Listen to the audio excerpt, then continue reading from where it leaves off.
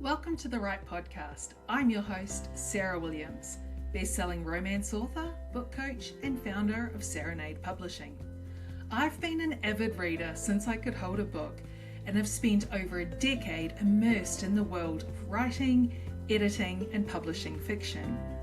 I know firsthand what it takes to turn a love of storytelling into a sustainable, soul-aligned author career. Each week, I share real talk about writing fiction, marketing smarter, and staying inspired, along with up-to-the-date industry insights and strategies that are working right now. You'll also hear from fellow authors, editors, and industry experts who are out there doing the work and making waves. Here, we put the woo in the work of writing, publishing, and growing your author business.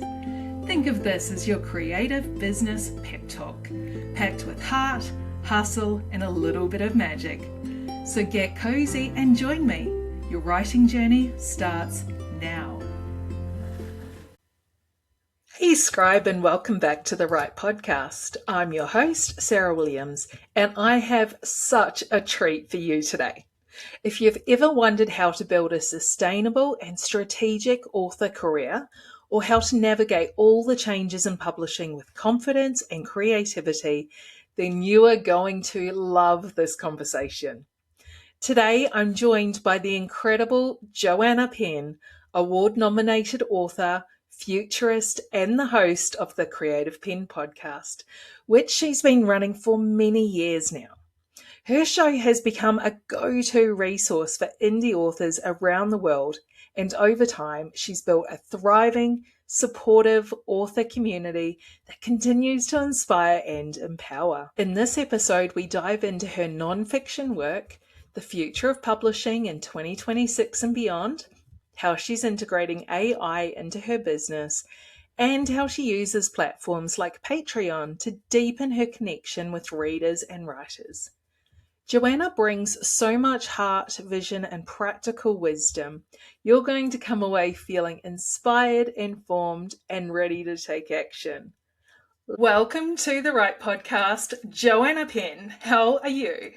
Oh, thanks for having me, Sarah. I'm good. It's as I was saying, I've got my coffee. It's early morning here in the UK, so Absolutely. I just wanted to give you a great big virtual hug because I don't think I would be here today at this stage of my business and with almost 10 books out now if it weren't for you. I started listening to you in 2015 on the Creative Penn Podcast. It was actually the very first podcast I ever listened to. oh And wow. it really just opened my eyes up to how people were going about self-publishing, especially because it was still very early days here in Australia. And when I turned down a traditional publishing deal to self-publish, everyone thought I was absolutely crazy. But I literally said to them, look, Joanna Penn's doing it and all these American authors are just killing it and I want to be like them. Well, it's so funny you say that because, of course, I was in Australia when I first self-published. So back in 2007, I was living in Brisbane, and then I wrote my first novel. I was at Queensland Writers Centre, which I believe you were as well later on. And so 2010, I say 2009, 2010 was when I was doing that first novel. But yeah, so I first self-published when I was living in Ipswich and then Indooroopilly in Queensland. And it's funny because that really was the early days of self-publishing. Yeah. In Australia. It wasn't even Kindles back then. I've heard you talk about PDFs and everything. Yeah, I mean, the Kindle and the iPhone were launched in 2007. So when I first self-published in 2007, there was nothing. And then even when they launched it, there's still videos on YouTube of me holding up, a sort of how can we get on this device, this iPhone device? And it was Smashwords back then, so it was the only way. And then things developed over time. And I guess that's even a first point for people listening is since I first self-published, since I was in Australia, things have changed so much. And then, as you said, like even whatever that was, 7 years after that, things have continued to change and develop. And so it's so funny hearing you say that about 2015 as early days, because really it wasn't the early days of self-publishing. I mean, it really was. And I will say it was very, very hard back in 2007, 2008. I mean, people were really quite horrible about it. And that's one of the reasons I started networking with Americans, because, as you say, they were doing that. And also I realized that the Australian market was tiny. And so I was much better off marketing to an American audience. And that has remained sort of a focus of mine. Even though I live in the UK, I still focus mainly on the US market because it's so big. So I think that those early years in Australia taught me a lot and thickened my skin a lot. So I'm really thrilled that you found the show later on, and obviously continue to talk about this stuff and lead people in the same area. I mean, I got married in Noosa, so. What did you? I live in Delaney. Yeah, exactly. Yeah, I know you're up on the Sunshine Coast, and yeah, so it's quite. We share a lot of history there. Yes, absolutely. Oh, that's amazing. So let's rewind to before you started self-publishing. What actually made you want to write books and become an author? Well, I mean, I always was a reader first, and I wrote journals. I wrote a lot of letters. I'm a real swot, I love studying. And so I always thought I wanted to write something, but I also, my mother was an English teacher. I went to the University of Oxford. I was very sort of prevented by a lot of cultural stuff that said the only book worth writing would be some kind of literary fiction. And although I read literary fiction, the books I really loved, I mean, I was an IT consultant. I worked for the mining industry in Australia. And I was like, it was a very good job, let me say that, but I was not happy. And so I used to read thrillers every day. And I used to go, and you know how the book industry is in Australia. Books are very expensive, physical books back then. And so I would go to the bookstore at lunchtime, and I was just buying thrillers like every day. And so eventually I was like, I want to write a thriller. And I think Dan Brown really helped with the Da Vinci Code, kind of changing things there. Also, Tim Ferriss with the 4-Hour Work Week. I was kind of writing a book at the time about trying to change my job, trying to find a new career. So I think it's really that I had tried different things. I did property investment in Australia and New Zealand. I'd run a scuba diving company. I was a freelance IT contractor. And I was like, none of this is suiting me. And I hit like 30, 35, as you do. And I was like, I've got to do something else with my life. And the only thing I really wanted to do was to write and read and write and travel. That's what I wanted to do. So that's really what I decided. It was also, I think, again, with technology, because it was the early days of blogging, I think I was able to see that I could have a business writing, whereas before that it was very, very hard to even consider that. I did professional speaking training in Australia as well, and thought I could be a speaker / writer, and that is really how I started. But basically it was that I was already running businesses, and I thought with the technology changes this would enable me to do that. Oh, amazing. So how many fiction novels have you written now?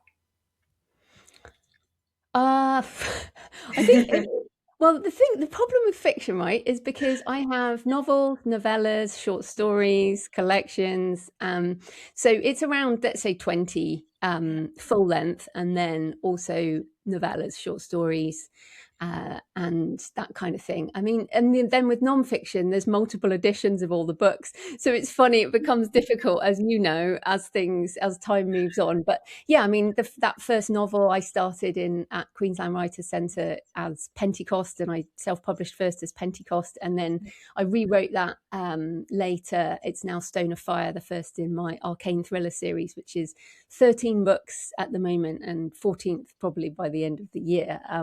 But yeah, I did start fiction writing back then, and again designed it as a business, because, as you know, if you want to make money with fiction, you have to write series. It's literally the only way. That's Yep. So you do have a new book coming out. I think you've just sent it into your editor as we go live. I'm excited about this one.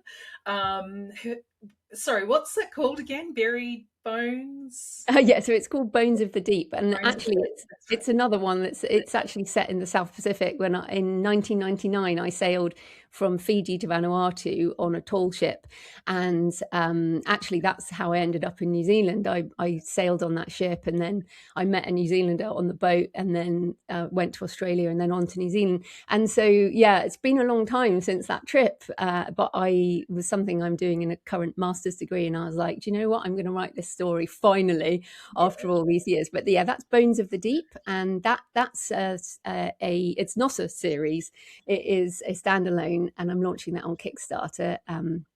People can see that at jfpenn.com/bones. And again, I guess we'll probably talk about it, but Kickstarter for launches is a very sort of big thing now, particularly, well, not just for fiction authors, but I think for fiction authors for standalone books. I'm essentially now writing standalones, doing a Kickstarter campaign, and then assuming that's the biggest money I'll ever make. Yeah. But you can't help it, if you want to write a story, you want to write a story. Yeah, absolutely. No, I'm really excited for that one. And you talk about, I don't really want to call them mer people. Was that what you were Yeah, calling you can call them mer people. You can call them mer people. That's the right word. I am so intrigued by that. I'm like, I want to read this one. Fantastic. So people who are very new to writing, which of your non-fiction books would you recommend they start with to really successfully build their author career right from the get-go? Well, I do have craft books. So obviously I have How to Write a Novel, and my book Writing the Shadow, which is very much the craft side of things. But yeah, the business side of things, I guess if you want to do self-publishing, successful self-publishing, the 4th edition now is and it's a free ebook, free audiobook that people can get. I feel like there's self-publishing did used to be quite simple, but now there are so many choices to make, and I would urge people to try and keep it simple, to be honest. And even if people want to work with a traditional publisher, I think it's good to know your options. And to be fair, you're going to have to do marketing anyway, whichever way you publish. And that book talks about marketing, and then probably how to make a living with your writing that might help people in terms of the multiple streams of income. I know you have multiple streams of income, so do I. But yeah, over the years, I guess just as I've learned things, I've written non-fiction books and put it out there and podcasted as you do. So yeah. Yeah, absolutely. So many writers, they struggle to own the fact that they're running a business. They do just want to be, those artists who get to sit alone in their little cabins and write their novels. Isn't that the dream? What are some of the mindset shifts you think are essential for authors who want to build a sustainable, thriving career? Well, I think that first question, you don't have to do this as a business. And I actually think most fiction authors in particular don't do this as a business. So even if you self-publish, you don't have to do this as a business. The definition of a business is something that makes a profit, and something that if you go to an accountant, they're like, okay, I can see why you made these business choices towards making a profit. And when I designed my business, it was always so I could leave my job, and I was a highly paid IT consultant.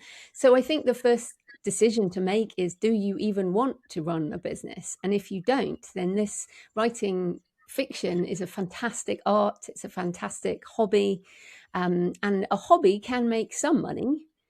But the question is, if you're only making a few thousand a year, then isn't it better just to relax and write and not worry about it? Because if you are going to run a business, you have to do marketing, you have to organize the financial side, you have to make decisions around things you might not necessarily want to try or do. And, you might enjoy those things. So, for example, I do enjoy podcasting. I enjoy doing Kickstarters. I find them very creative.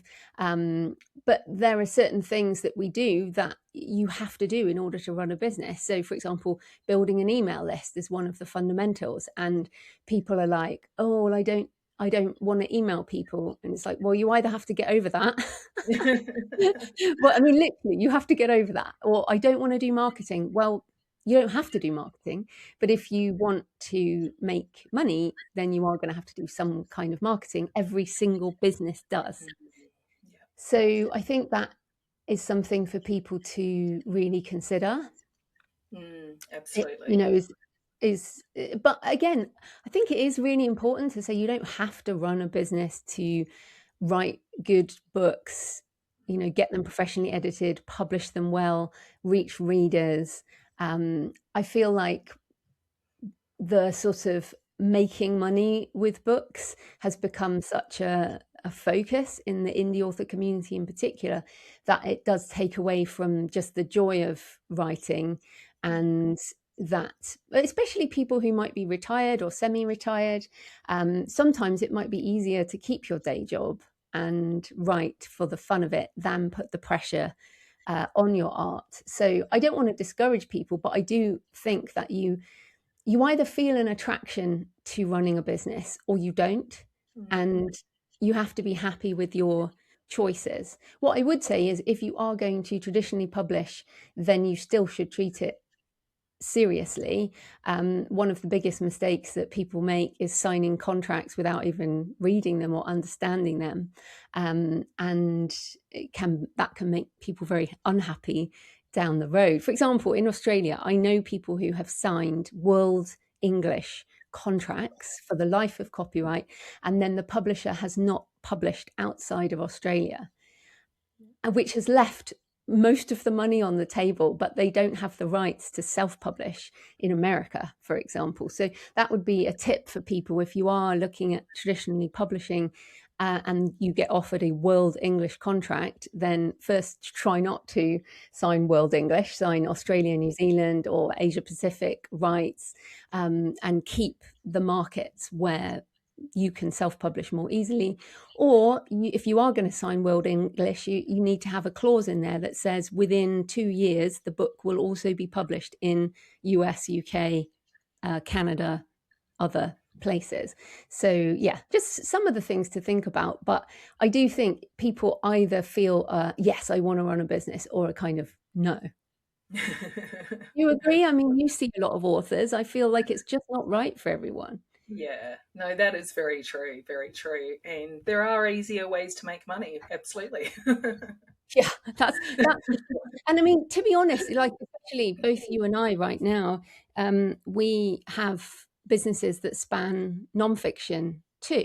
So this is definitely something like you can make a really good living just as a fiction author, but it's a very different living to someone who writes maybe one literary fiction novel every couple of years. A lot of those people do teach writing, which is great. But think about if you do want a business, you will often have to expand beyond just writing novels, for example. Yeah, absolutely.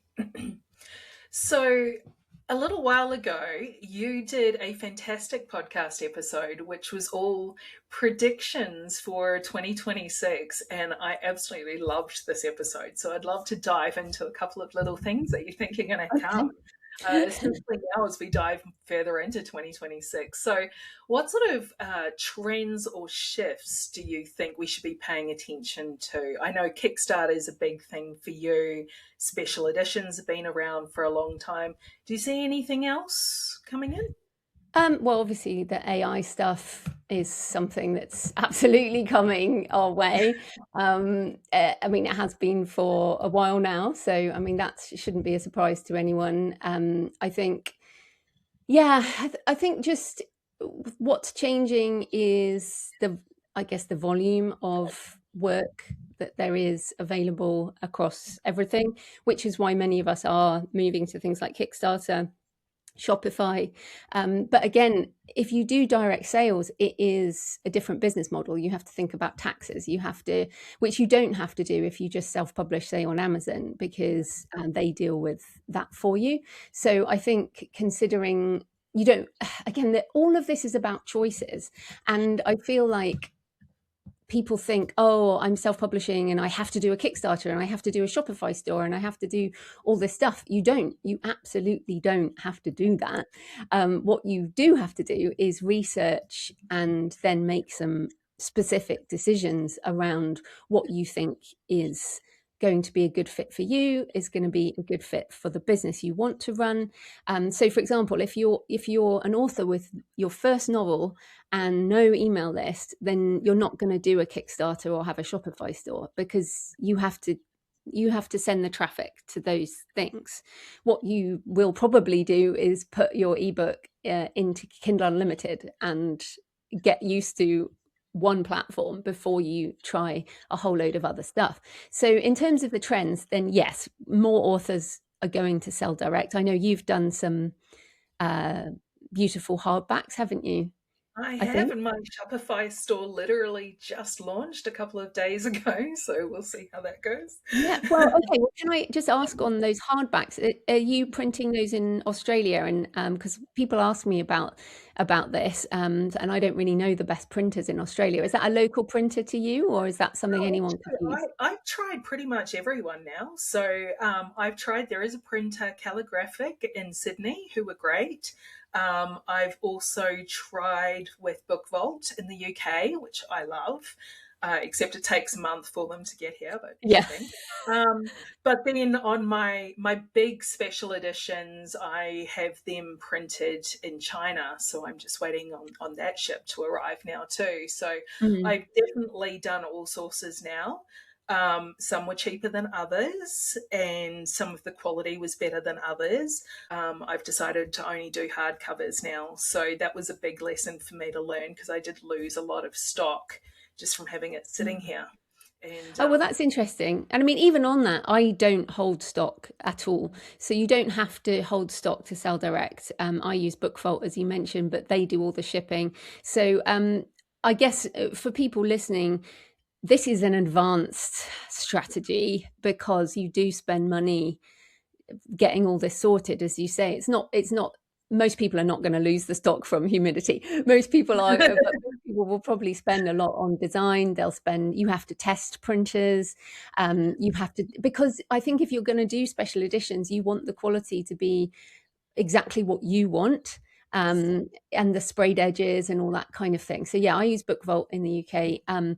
Then just in terms of coming back to the trends, the integration of AI into most things now is just happening. And in the trends post, I do link to loads of articles around traditional publishing using all of these tools. So, and I think that's what people have to be aware of. And even if in Australia, people are like, oh no, they're not doing it here. Well, they're certainly doing it in the US, here in the UK, in Europe. And that can be around business, it can be around marketing. And so even if you don't want to use AI for anything, in inverted commas, creative, you can still use it for, or you really should be using it for marketing, for data analysis, for strategy.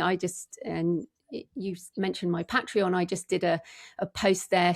I uploaded all my data to Claude and had it analyze it and do me a strategic review of 2025 and what I should be doing in 2026, which was just super, super helpful. And the type of thing that for a human to do it, they would have to spend a lot more time getting to know my business than having that. So also, for example, this is what I've wanted for ages, and now we have it, which is you can use AI to actually help you do ads. So again, on my Patreon, I've got a video of Claude helping me do my Amazon ads. I'm like, look, no hands, it's doing my ads for me. And that's been a moment. I'm like, this is what I want. I want this. So, this thing, and things like paid ads are a whole nother kettle of fish, obviously. But I personally find data analysis very hard. So I found the AI stuff to be just gold in terms of helping me with things. I've had to pay people quite a lot of money to do before, and just haven't been able to work through my own questions.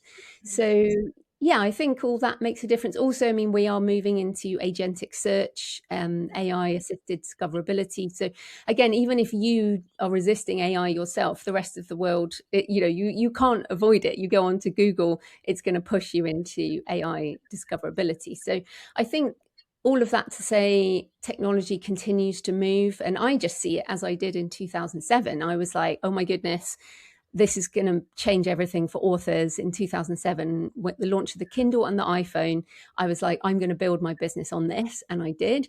And then I see the AI stuff, which I've been into for more than a decade, as the technology shift that's going to drive my next 20 years.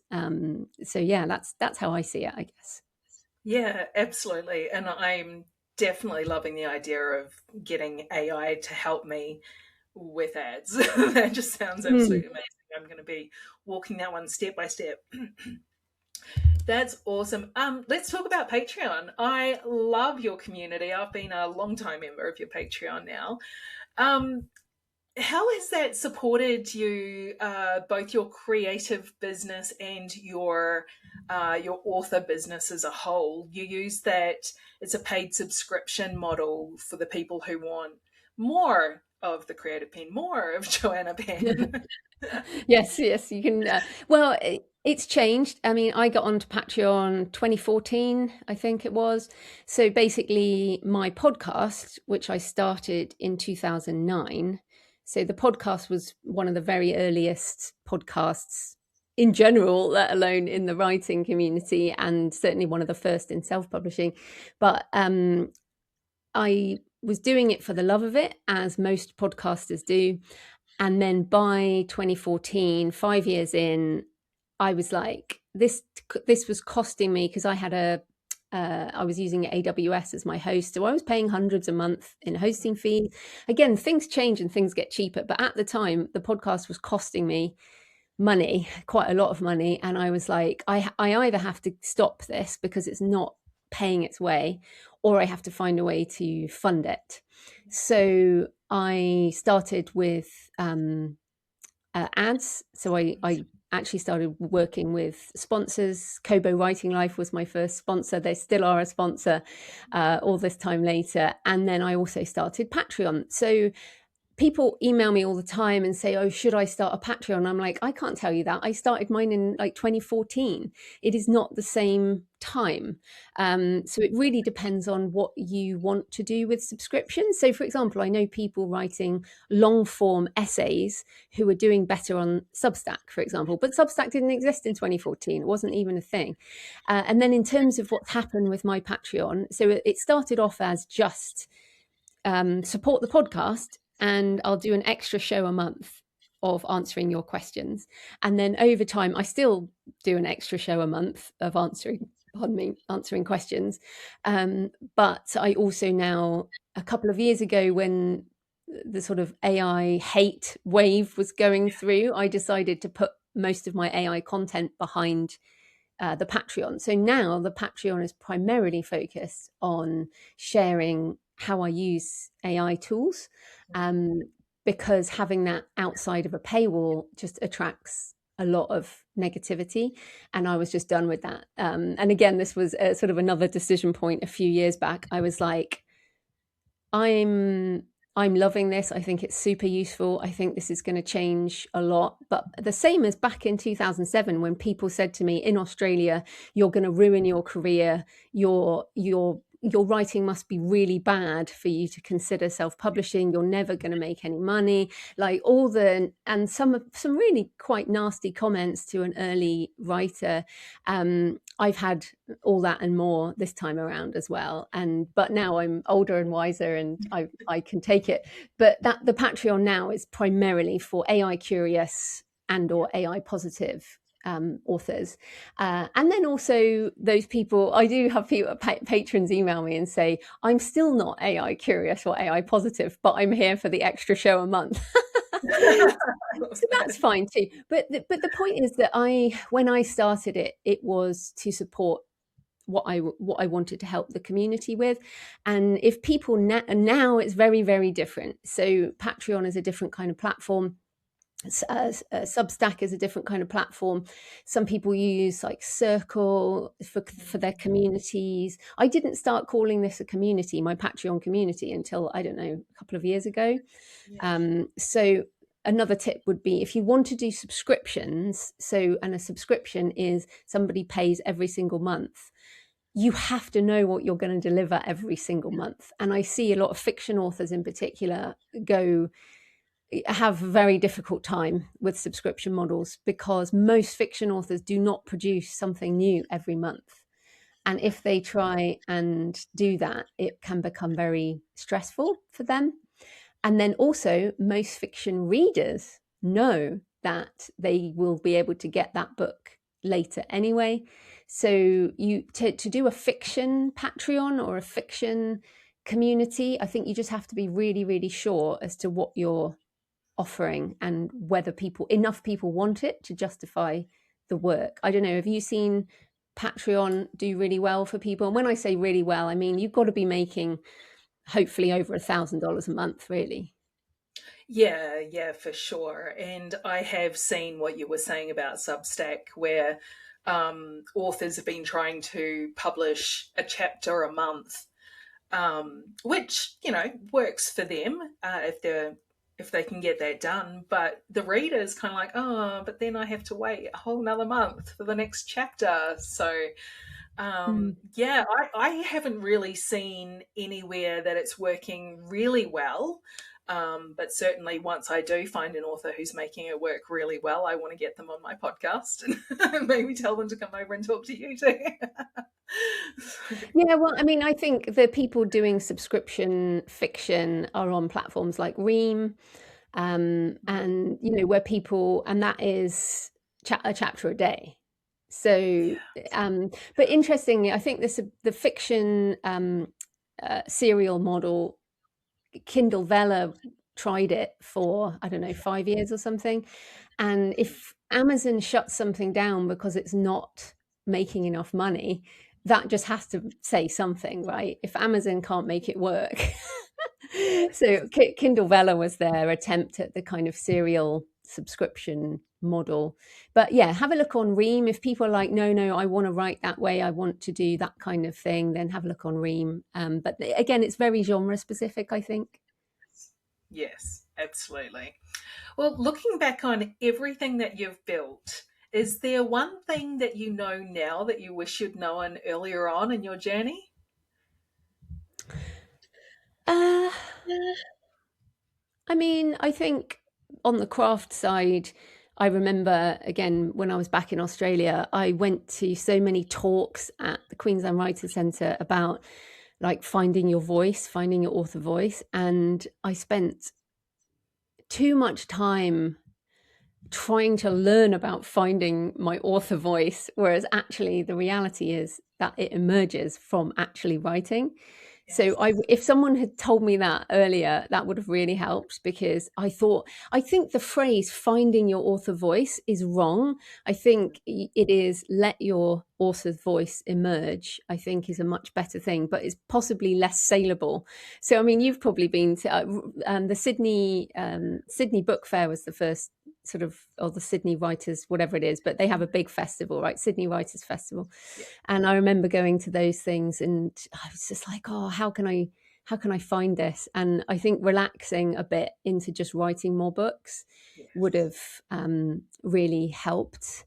But no, I mean, I think in terms of the mindset, I think I've always just been very curious and tried things that other people have shied away from. And I think that has helped me. So, for example, starting my podcast in 2009, before it was really a thing,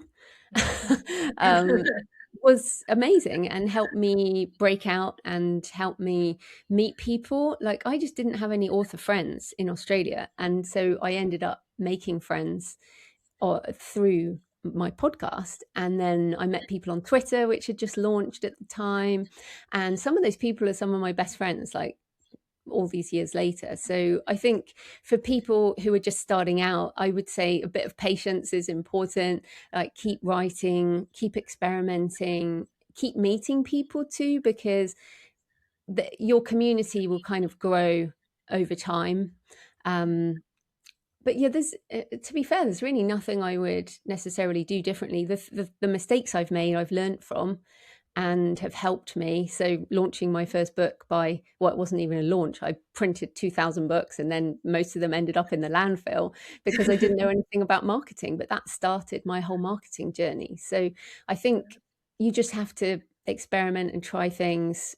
Definitely be very careful about contracts you sign. So the only thing I do regret is signing some particular contracts which are still a problem for me, which at the time I did because I couldn't afford to do things myself. But what I should have done was just wait. And those are audiobook contracts. I wish I had not done those.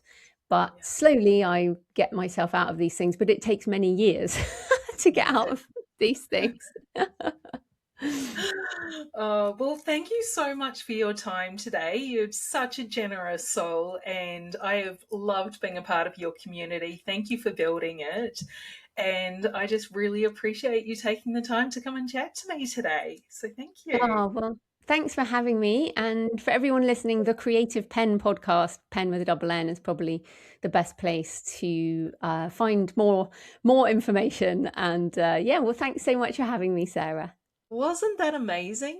Joanna brings such clarity and depth to these big conversations. And after so many years of hosting the Creative Penn podcast, it's no wonder she's built a thriving community of writers who are thinking boldly and building businesses on their own terms. If this episode sparked something for you, I hope you walk away feeling more equipped and more excited to grow as a sustainable and strategic author. There's never been a better time to take charge of your writing life and create a career that truly works for you. Make sure to check out Joanna's books, podcast, and Patreon community. I'll pop all the links in the show notes for you. And if you're ready for the next step, whether it's finding clarity, getting organized, or finally hitting publish, head over to Serenade Publishing. Thanks so much for being here. If you loved this episode, share it with a writing friend, and don't forget to subscribe so you never miss a moment of encouragement and inspiration. I'll see you next time on The Right Podcast. Thanks so much for listening to The Right Podcast with Sarah Williams. If you enjoyed today's episode, it would mean the world if you'd leave a review and share the show with your writer friends. It helps more creatives find their way to us. And don't forget to follow Serenade Publishing on Instagram and TikTok for more writing tips, publishing advice, and exciting events to keep you inspired. Keep writing, keep dreaming, and know that I'm here to support you every word of the way.